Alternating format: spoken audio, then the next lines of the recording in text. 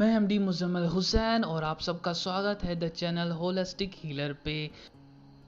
तो आज हम ऐसे टॉपिक पे डिस्कस करते हैं जो जनरली प्रैक्टिशनर जो कोर्स कंप्लीट करके जो उनको एक निदान या डायग्नोस्टिक पर्पस के लिए उनको एक मैन्यूअर की ज़रूरत होती है कि जब भी रिपोर्ट्स उनके सामने आती है तो वो उस रिपोर्ट को कैसे समझें। जनरली सेकेंड ईयर में बच्चे उसके लिए हम उनको प्रिपेयर करते हैं, लेकिन जब भी नई नई टर्म्स यूज़ होती है तो उनको कैसे हम सीखें। तो इस सीरीज़ में हम डिस्कस करेंगे बेसिक जो डायग्नोस्टिक टर्म्स होती है डिफरेंट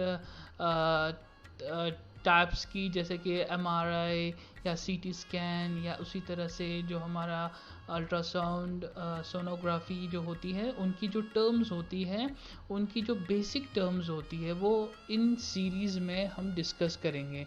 आज हमने लिया है मैग्नेटिक रेजोनेंस इमेजिंग यानी एमआरआई की जो रिपोर्ट्स होती है। जनरली हमारे पास स्पाइनल जो एमआरआईज आते हैं हमारे पास, तो उनको हम पर्टिकुलर जो रिपोर्ट्स होती है उनको हम कैसे समझें।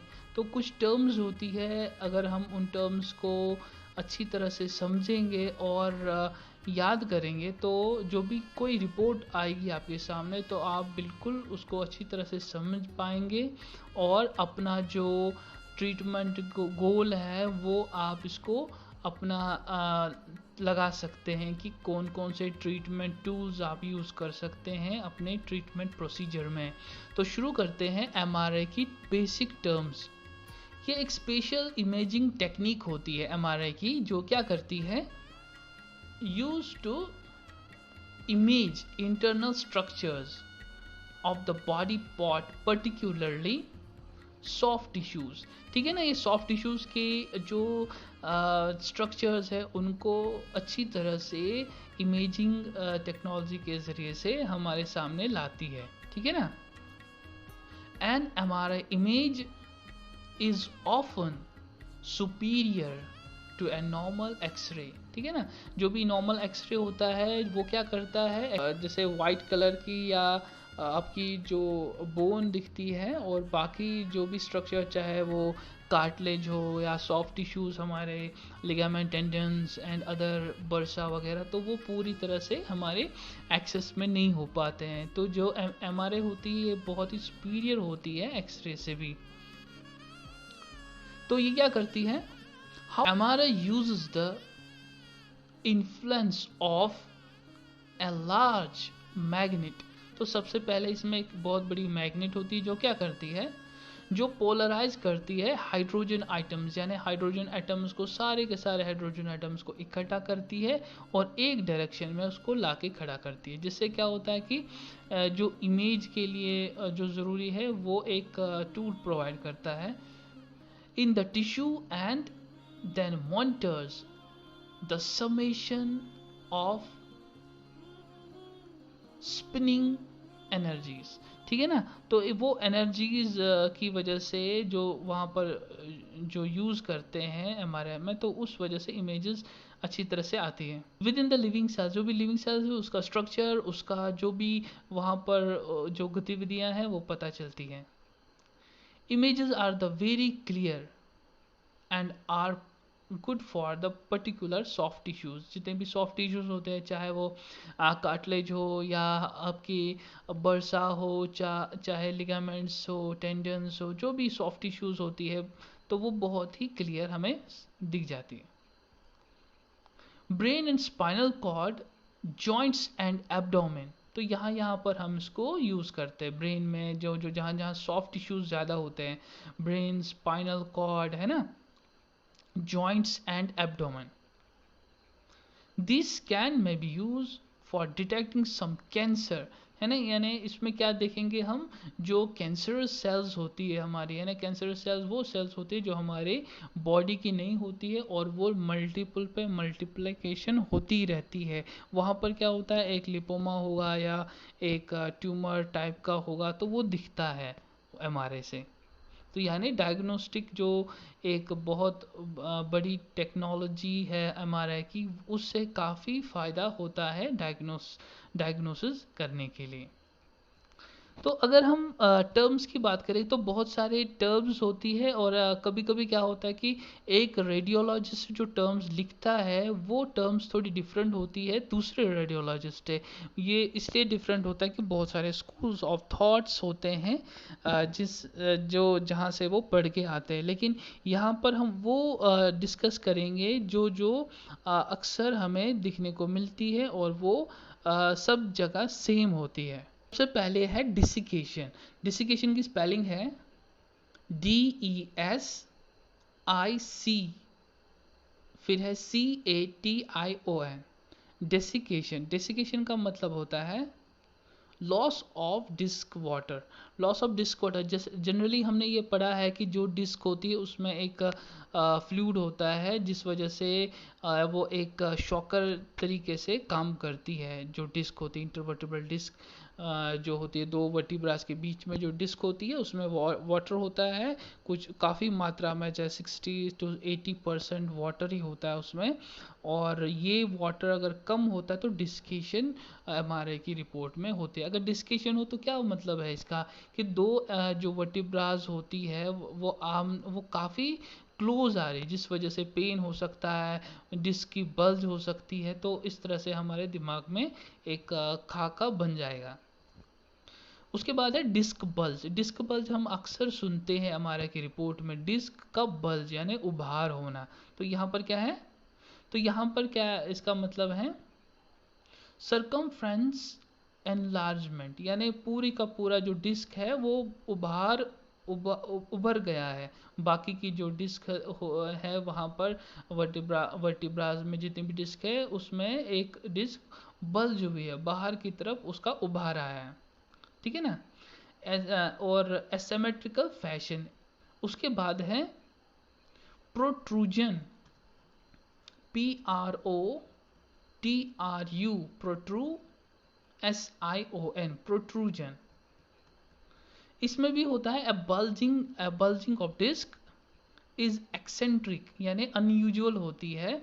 जो डिस्क की जो बल्ज होती है अनयूजुअल, यानी कहीं पर ज़्यादा होती है, कहीं पर किसी वर्टिब्रा यानी दो वर्टिब्रा के बीच में डिस्क बल्ज होना, यानी दो वर्टिब्रा के बीच में जो डिस्क होती है उसका उभर जाना कहीं पर ज़्यादा होती है, और दूसरे बियॉन्ड यानी जो वर्टिब्रा के मार्जिन होते हैं उस तरह से 3 mm कम होती है।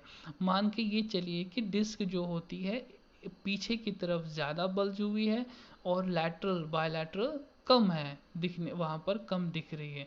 ठीक है, तो इसको बोलते हैं प्रोट्रूजन। तो यहाँ पर एक और टर्म है हर्निएशन,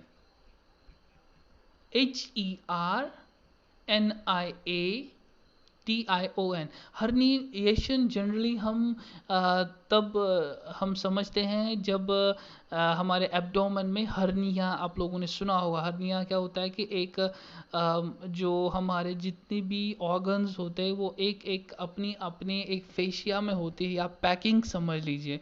कहीं कहीं पर जो फेशिया होता है वो बहुत ही लूज हो जाता है, बहुत पतला हो जाता है, और वहाँ का ऑर्गन का कुछ पार्ट दूसरे एरिया में आ जाता है। जनरली जो इंटेस्टाइन चली जाती है स्क्रॉटम में, इस तरह के हर्निया आप लोगों ने सुने होंगे एब्डोमिनल में, जो या इंग्विनियल लिगामेंट बहुत ही कमज़ोर हुआ है, वहाँ साइड से वहाँ की तरफ कुछ इंटेस्टाइन का पार्ट गुजर रहा है।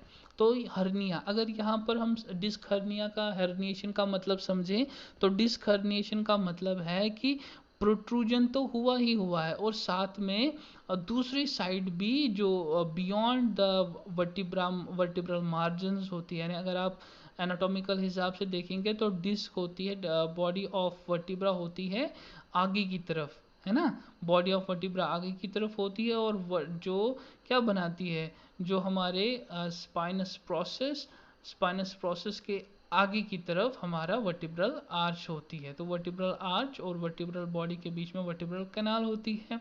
तो ये उसमें क्या होता है कि पूरी के पूरे एरिया में हर्निएशन होती है डिस्क की, तो यानी और ज़्यादा फैलती है वो डिस्क। अब है एक्सट्रूटेड डिस्क। एक्सट्रूटेड यानी और ज़्यादा फैलना। तो यहाँ पर क्या होता है, एक्सट्रूजन का मतलब होता है कि डिस्क, क्योंकि हमने ये जब डिस्क के बारे में समझा था, तो डिस्क दो भागों से बनी है। एक तो होती है एनुलस फाइब्रोसिस और न्यूक्लियस पल्पोसिस। न्यूक्लियस पल्पोसिस एक जेली सब्सटेंस होता है जो डिस्क के अंदर होता है, और न्यूक्लियस फाइब्रोसिस उस जेली सब्सटेंस को बाउंड्री देता है ना। तो यहाँ पर जो एक्सट्रूडेड डिस्क का मतलब है कि न्यूक्लियस पल्पोसिस प्रेशर या किसी कारणवश का फट गया है और उसके अंदर न्यूक्लियस पल्पोसिस बाहर निकला है एनुलस फाइब्रोसिस से, तो इसको बोलते हैं एक्सट्रूडेड डिस्क। ये एपिड्यूरल स्पेस यानी जो भी हमारे जो स्पाइनल कॉर्ड के जो 3 लेयर्स होती है, ठीक है ना, पया मैटर, एरोगनॉइड मैटर, ठीक है ना, ड्यूरा मैटर सबसे ऊपर होता है, उसके बाद एरोगनॉइड मैटर होता है। तो ये एपिड्यूरल स्पेस यानी ड्यूरा मैटर और एरेगनॉइड मैटर के बीच में जो जगह होती है, वहाँ पर इसमें वो डिस्क का जो एक्सट्रूड पार्ट फैल जाता है।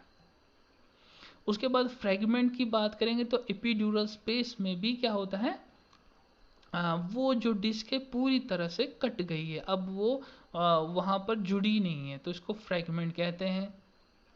Osteophytes, OSTEO, osteo, PHYTES, osteophytes का मतलब होता है protrusion of bones and cartilage, यानी हड्डियों का मतलब एक कील जैसा एक नोकीला स्ट्रक्चर बनना, जिससे क्या होता है कि पेन क्रिएट होता है। तो यहाँ जहाँ जहाँ पर ये टर्म यूज़ होती है ऑस्टियोफाइट्स, वहाँ पर पेन बहुत ही ज़्यादा होता है, वहाँ पर आप इन्फ्लामेशन भी होता है उस एरिया में, और वहाँ पर मूवमेंट भी नहीं होता है, ठीक है। Protrusion of bone and cartilage, ठीक है ना, इसको बोलते हैं बोन स्पर, SPURES, स्पर्स। तो ये पैथोलॉजिकल बोनी ग्रोथ होती है, यानी नॉर्मल नहीं होती है, किसी कारणवश, चाहे सर्कुलेशन, हम जनरली क्या होता है फ्रैक्चर्स में हम बोलते हैं कि मसाज नहीं करना है, तो या फिर कुछ जो क्वैक्स होते हैं, कुछ झोला छाप होते हैं, वो वहाँ पर ऐसी टेक्निक करते हैं जहाँ पर जिस वजह से सर्कुलेशन बढ़ जाता है, तो उस वजह से हड्डियों का जो जॉइंट्स होते हैं, दो हड्डियों के बीच में जो जॉइंट्स था, वहाँ पर बोन की जो ऑसिफिकेशन हो जाती है, ऑस्टियोफाइट्स क्रिएट होते हैं, तो वही ये टर्म कहलाती है। तब तक के लिए टेक केयर, गुड बाय।